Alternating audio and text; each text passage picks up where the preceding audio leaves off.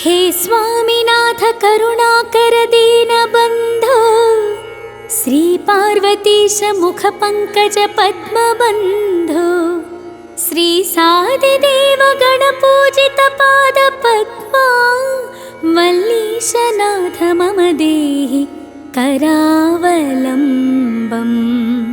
देवादिदेवसुत देवगणाधिनाथ देवेन्द्रवन्द्य मृदुपङ्कज मञ्जुपाद देवार्षिनारद मुनीन्द्र सुगीतकीर्ते वल्लीशनाथ मम देहि करावलम्बम्। नित्यान्नदान निरताखिल रोगहारिन् तस्मात् प्रदान परिपूरित भक्तकामा श्रुत्यागम प्रणववाचन्य निजस्वरूपा वल्लीशनाथ मम देहि करावलम्बम्। क्रौञ्चासुरेन्द्र परिखण्डन शक्तिशूल पाशादिशस्त्र परिमण्डित दिव्यपाणि श्रीकुण्डलीशधर तुण्ड शिखीन्द्रवाहा वल्लीशनाथ मम देहि करावलम्बम्।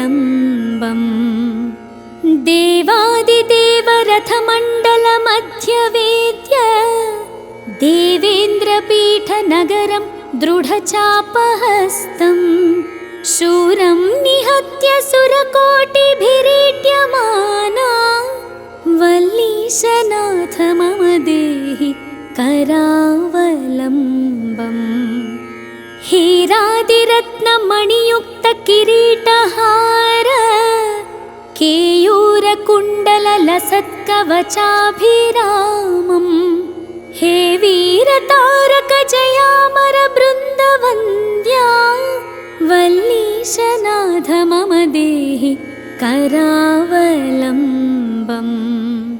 पञ्चाक्षरादिमनुमन्त्रित गाङ्गतोयैः पञ्चामृतैः प्रमुदितेन्द्र मुखैर्मुनीन्द्रैः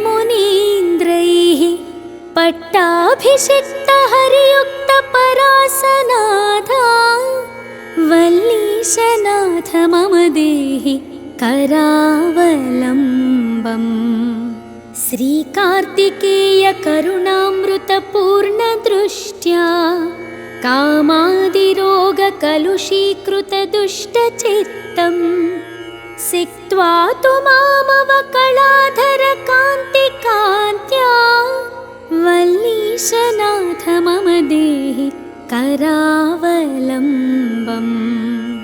सुब्रह्मण्याष्टकं पुण्यं यः पठन्ति द्विजोत्तमाः ते सर्वे मुक्तिमायान्ति सुब्रह्मण्यप्रसादतः। सुब्रह्मण्याष्टकमिदं प्रातरुत्थाय यः पठेत् कोटिजन्मकृतं पापं तत्क्षणादेव नश्यति। इति श्री सुब्रह्मण्याष्टकं सम्पूर्णम्।